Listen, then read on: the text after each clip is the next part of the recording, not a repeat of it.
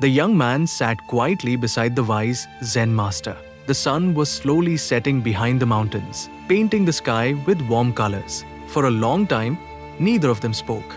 The silence itself felt peaceful. Finally, the young man asked softly, "Master, everyone talks about loving others.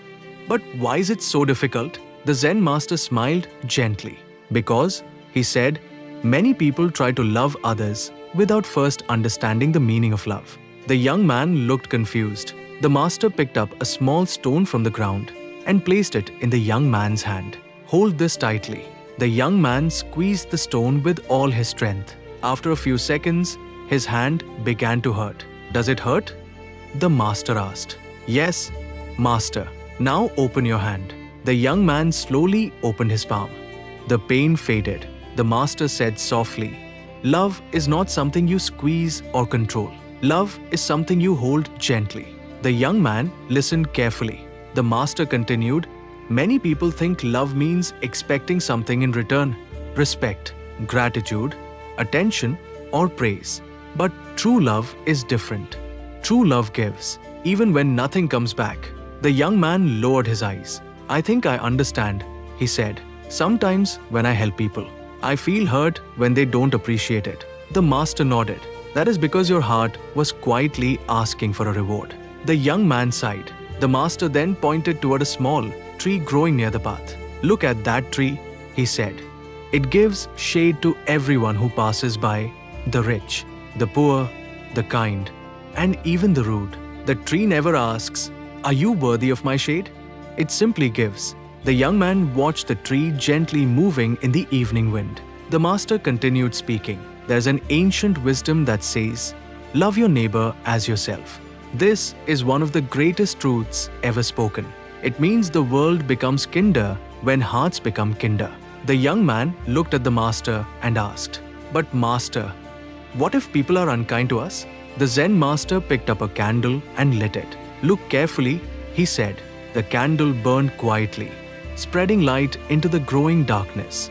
"Does the candle choose who deserves its light?" The young man shook his head. "No, it shines for everyone," the master said, "even for those who ignore it." The young man's eyes widened slowly. The master continued in a calm voice, "When someone gives love only to those who are kind to them, that is easy love. But when someone gives love even when the world is cold, that is powerful love." The wine grew cooler as the evening deepened. The master spoke again. "Love is not weakness. Love is one of the greatest strengths a human heart can carry." The young man sat silently, thinking deeply. After a moment he said, "Master, if everyone lived this way, the world would be different." The master smiled. "Yes," he said gently. "And every great change in the world begins with one person choosing to live differently." The young man looked down the quiet path leading away from the temple. "So where should I begin?" The master placed his hand on the young man's shoulder. "Begin with the small moments," he said. "A kind word, a patient heart, a helping hand, a forgiving spirit." The young man nodded slowly. The master added one final thought. "Remember this: love is like planting seeds. You may not see the tree tomorrow, but one day, somewhere, the shade will appear." The stars slowly began to appear in the night sky. The young man looked up at them and felt something warm inside his heart.